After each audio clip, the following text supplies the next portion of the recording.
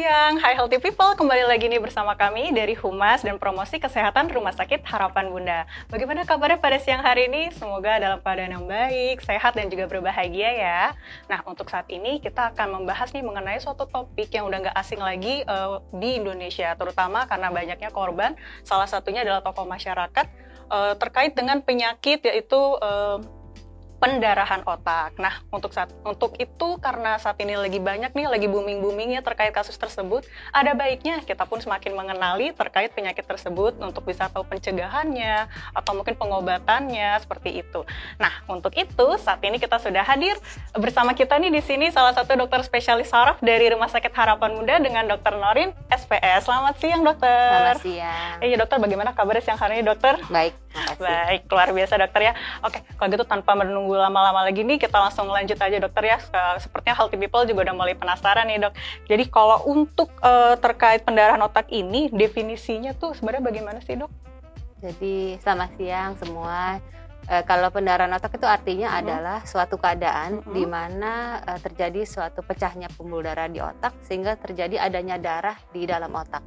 Jadi bisa di otaknya sendiri maupun di ruangan atau selaput otaknya sendiri. Oh, baik-baik. Nah, kalau waktu saya cari-cari materi dok ya, kan saya awam nih dok ya. Terus ada nih beberapa istilah yang agak aneh buat saya nih, kayak aneurisma, kemudian stroke hemorrhagic, dan juga cerebral infarction. Nah, ketiga istilah ini artinya beda atau sama aja nih dok? Beda sih, beda. Mau dijelasin? Boleh deh, kalau sedikit aja mungkin buat yang awam-awam ini dok. Jadi kalau aneurisma itu memang masih berhubungan dengan terjadinya suatu pendarahan otak. Jadi aneurisma merupakan salah satu juga penyebab pendarahan otak, di mana terjadi suatu pembuluh darahnya itu dindingnya lemah sehingga mudah pecah. Itu namanya aneurisma. Oh, terus tadi apa lagi? Ini stroke hemorrhagic. Stroke hemorrhagic itu merupakan pendarahan otak juga yang disebabkan oleh namanya stroke. Jadi stroke itu kan kita bagi dua, iskemik atau sumbatan atau hemorrhagic yang pecah. Jadi ini pendarahan otak ya, stroke hemorrhagic itu. Oke, baik, kayak nama lain gitu dok Ya. ya. Oke, satu lagi dok, kalau yang cerebral infarction itu kayak gimana tuh dok? Kalau cerebral infarction itu artinya adanya sumbatan di pembuluh darah otak. Itu stroke yang jenis satunya lagi. Oke, jadi satunya lagi dok ya. Baik, kalau gitu. Nah, ini kan kalau pembuluh darahnya bisa pecah nih dok, kira-kira tuh yang akan terjadi tuh apa sih dok? Dan kalau udah pecah nih, mungkin nggak sih akan kembali lagi seperti sedia kala? Jadi kalau pembuluh darah pecah itu kan bisa terjadi kapan aja gitu. Jadi kalau ada pecah pembuluh darah berarti ya akan terjadi darah di otak gitu. Ya berat ringannya ya tergantung daripada pembuluh darah otak itu di yang mana yang kena, lokasinya di mana gitu. Oh, baik-baik. Berarti seandainya udah pecah, tadi kan agak horor ya, ternyata bisa kapan aja, di mana aja gitu dok ya. Itu kalau misalkan udah pecah, bisa balik dok? Atau gimana tuh? Jadi tergantung juga berat ringannya. Jadi pada sebagian kasus memang ada yang bisa sembuh, sempurna, ada sebagian yang ada cacatnya. Baik-baik, tergantung grade-nya dok ya. Tergantung gitu. grade-nya. Nah, itu ada nggak sih dok kayak orang-orang yang mungkin beresiko untuk mengalami pembuluh darah pecah itu, dan apakah si penyakit tersebut itu bisa diturunkan atau diwariskan gitu? Satu-satu dulu nanya. Oh iya, boleh. Jadi yang pertama nih dok ya, kan tadi katanya bisa kapan aja dan di mana aja nih. Nah, ada nggak sih orang-orang atau faktor yang beresiko untuk mengalami penyakit tersebut? Jadi pendarahan otak itu kan penyebabnya macam-macam ya. Jadi penyebab yang paling banyak itu hipertensi atau tekanan darah tinggi. Jadi kita mesti kontrol tuh. Jadi sebagian besar itu memang pendarahan otak karena adanya hipertensi yang lama atau yang tidak terkendali ya. Yang pertama, yang kedua karena ada benturan di otak gitu ya. Jadi karena suatu benturan yang berat, misalnya suatu kecelakaan motor ke mobil itu juga bisa terjadi suatu pendarahan otak. Atau juga adanya aneurisma yang tadi sempat disinggung ya, itu juga bisa. Jadi 3 macam itulah yang paling banyak gitu. Baik ya, maksudnya bisa bikin beresiko untuk jadi terkena penyakit tersebut gitu ya dok ya. Betul. Kemudian apakah kemudian si stroke tadi sih dok, pecah pembuluh darah ini itu bisa diwariskan nggak sih dok? Misalnya orang tuanya meninggal karena itu, kemudian apakah anaknya juga jadi beresiko atau tidak? Nah, kalau dari penelitian memang menyimpulkan bahwa memang ada faktor genetik juga, terutama pada orang-orang yang memang pada orang tuanya itu ada menderita stroke, itu ada kemungkinan resikonya akan lebih tinggi untuk mengalami pendarahan otak untuk generasi yang diturunkan sesudah. karena kemungkinan mungkin pembuluh darahnya juga mirip-mirip gitu dok ya, maka jadi kemungkinan juga bisa kena begitu healthy people. Berarti kalau udah ada riwayat dari keluarga mungkin itu udah mesti hati-hati nih gitu dok ya. Hati-hati. Nah untuk kita bisa hati-hati nih dok, kira-kira itu tanda-tanda yang muncul sebelum kena penyakit tersebut tuh apa tuh dok? Yang bisa paling nggak healthy people nih untuk kita yang awam bisa patut diwaspadai duluan. Oke, jadi maksudnya gejala-gejala gitu ya Betul, pendarahan betul. otak. Jadi pendarahan otak itu kan gejalanya tergantung daripada yang kita sebut tadi ya, berat ringannya pembuluh darah yang terkena, besar kecilnya, kemudian juga lokasinya di mana gitu ya. Jadi kalau yang berat itu bisa nyeri kepala hebat, itu pertama, atau kesadaran tiba-tiba turun, atau bisa ada mual muntah yang apa sih nyemprot gitu ya.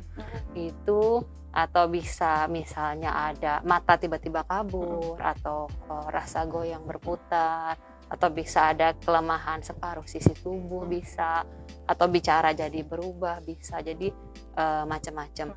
Tapi kalau ada gejala-gejala tersebut di atas, memang lebih baik segera untuk periksaan untuk kita dapat diagnosa yang tepat.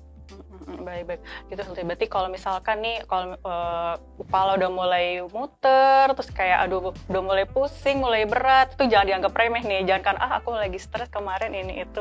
Kalau akhirnya jadinya sering dan bahkan mengganggu gitu dok ya, itu lebih baik langsung diperiksakan aja, kan mencegah lebih baik, betul ya dok ya, daripada mengobati. Diperiksa dulu aja, ternyata nggak kenapa-napa kan lebih enak gitu dok ya. Baik kalau gitu dok, ini seandainya nih terjadi pendarahan otak, kira-kira hal pertama apa yang harus kita lakukan? Segera ke rumah sakit. Ya, segera ke rumah sakit ya. Itu berarti udah statusnya emergency itu dok ya. Langsung masuk IGD aja kalau gitu. Baik, ini dok ada pertanyaan, boleh dijawab dulu dok di tengah-tengah ya. Jadi ini ada sekitar 2 pertanyaan, boleh kita jawab dulu. Untuk yang satu nih, apakah pendarahan otak dapat disebabkan oleh stres dok?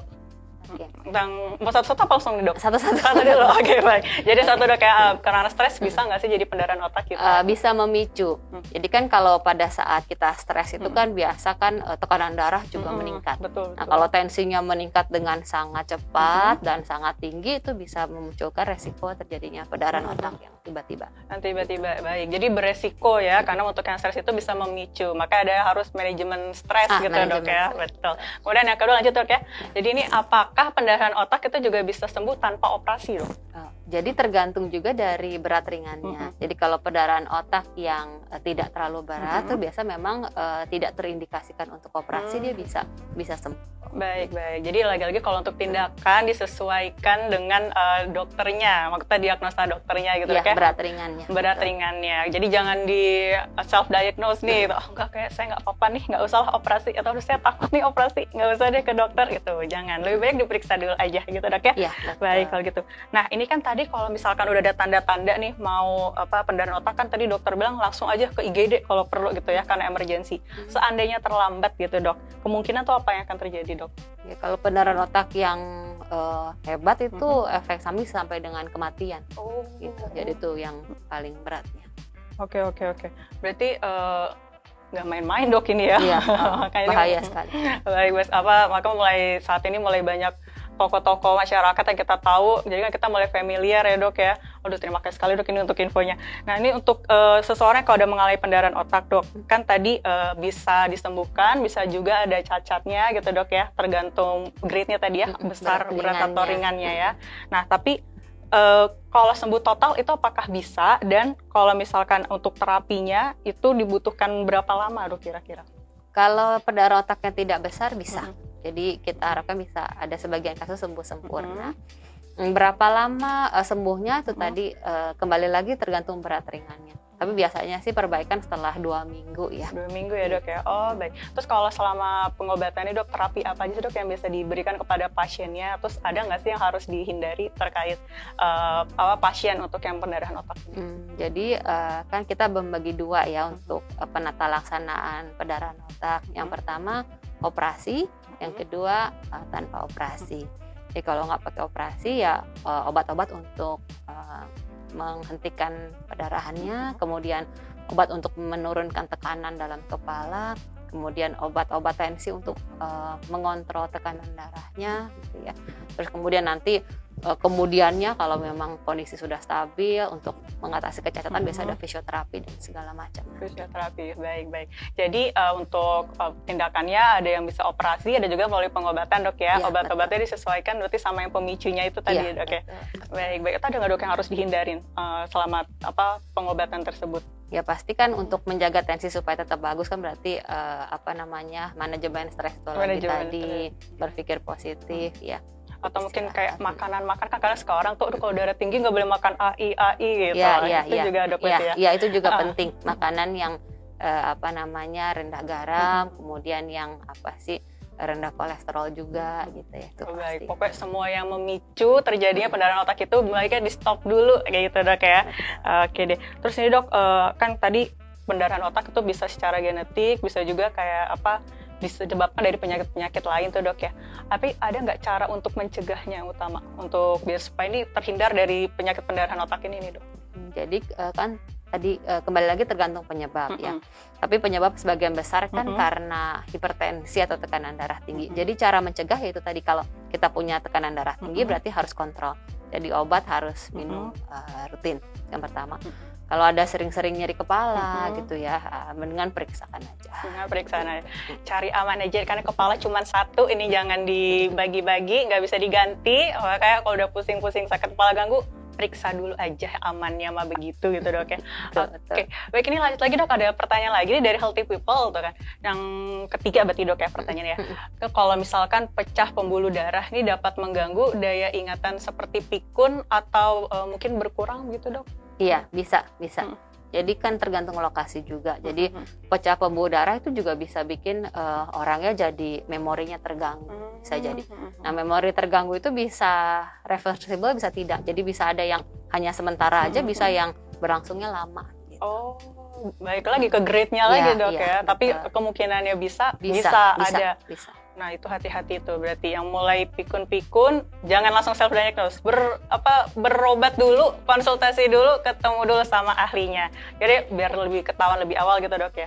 Ini terkait dengan pencegahan nih dok. Bisa ada nggak sih dok seandainya pendarahan otak ini tuh diketahui lebih awal, misal kayak kan beberapa pasien nih saatnya udah mulai aware ya dengan kesehatan diri, terus dengan pemeriksaan medical check up rutin yang berkala kayak gitu, itu biasanya bisa ketahuan dari awal nggak dok kayak gitu? Dan pemeriksaannya mungkin dok boleh tambah kalau pemeriksaannya bisa apa aja bisa dilakukan utamanya? Oke, jadi kalau memang kan tergantung dari tadi penyebabnya tadi ya. Jadi kalau dari hipertensi ya kontrol tensi. Jadi pemeriksaan ya satu pemeriksaan tekanan darah yang pasti ya.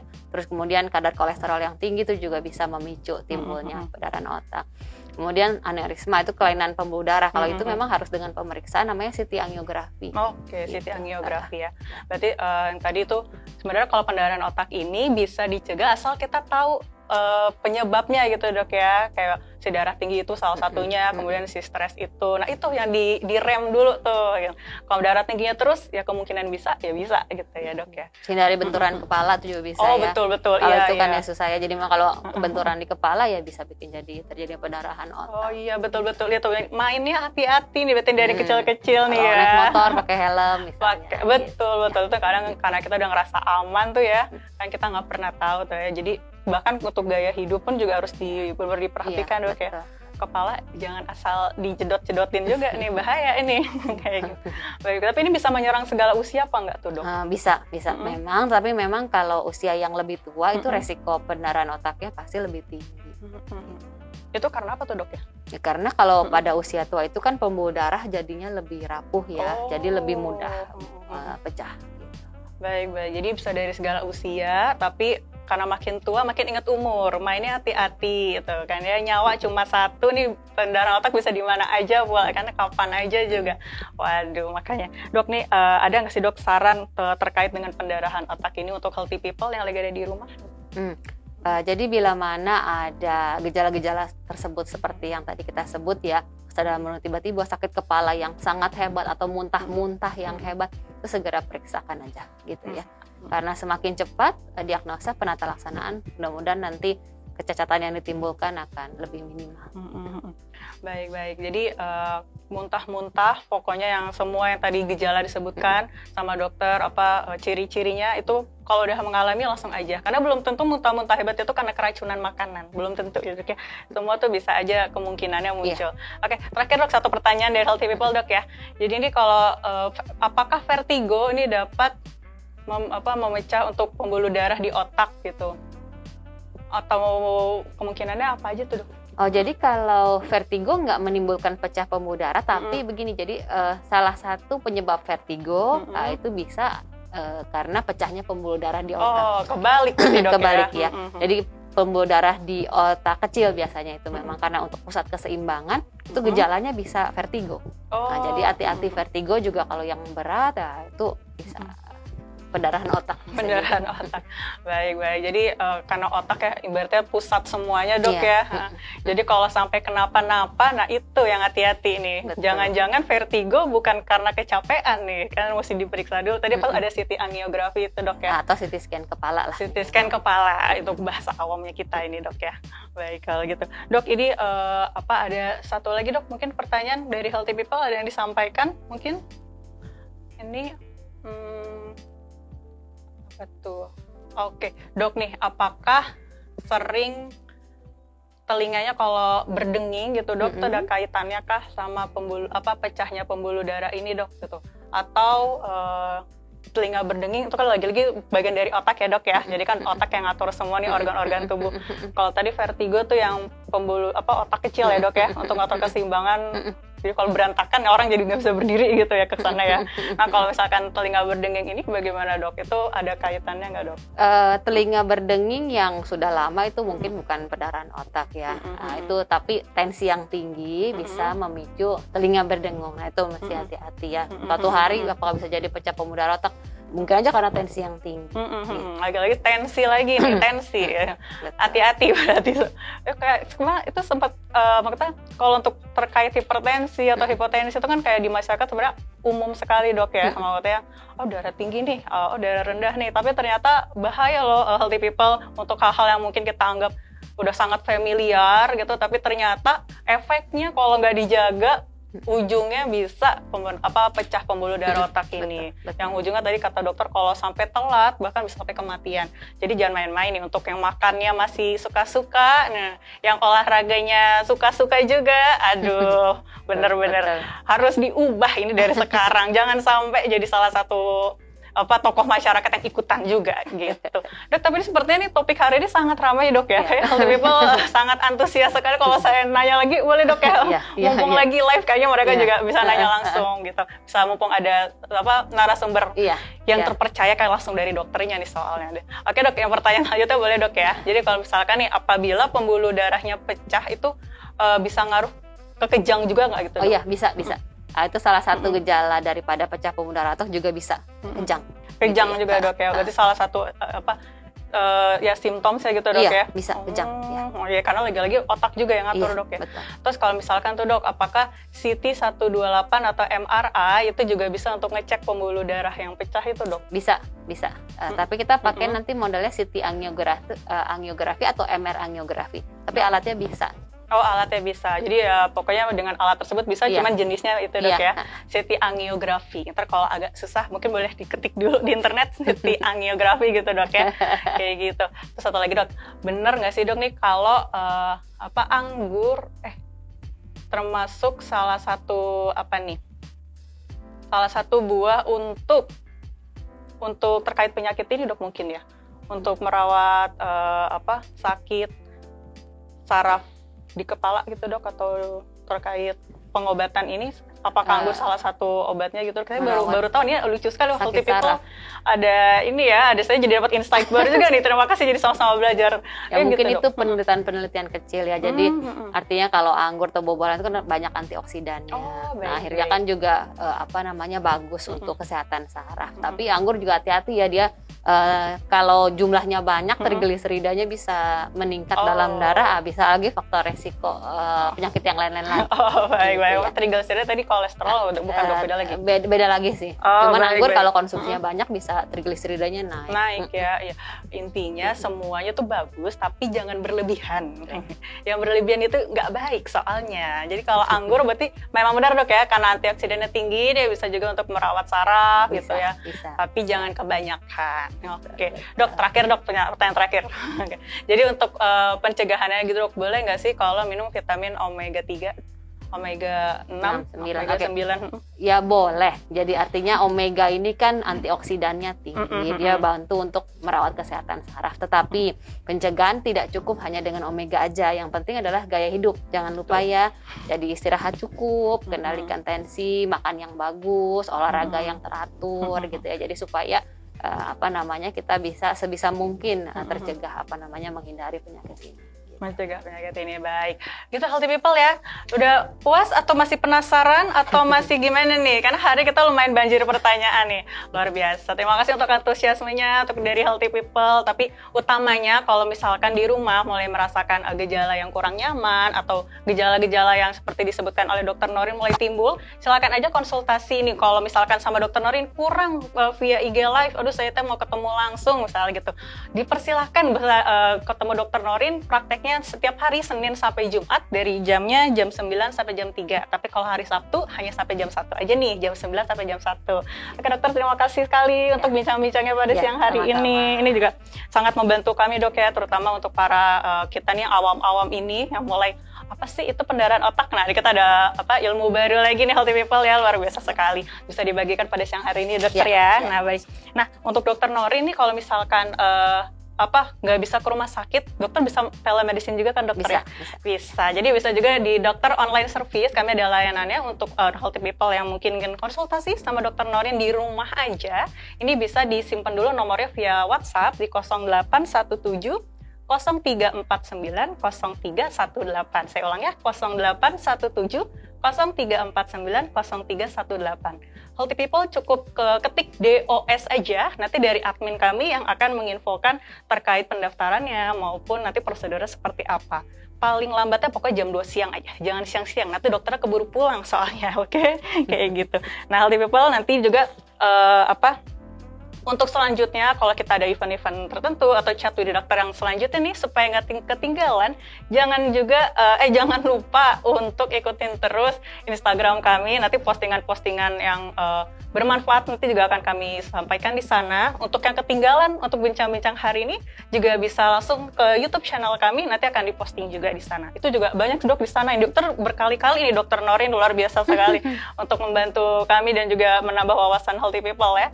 Itu bisa ditonton juga tuh di YouTube kami untuk edukasi topik-topik yang lainnya. Seperti itu.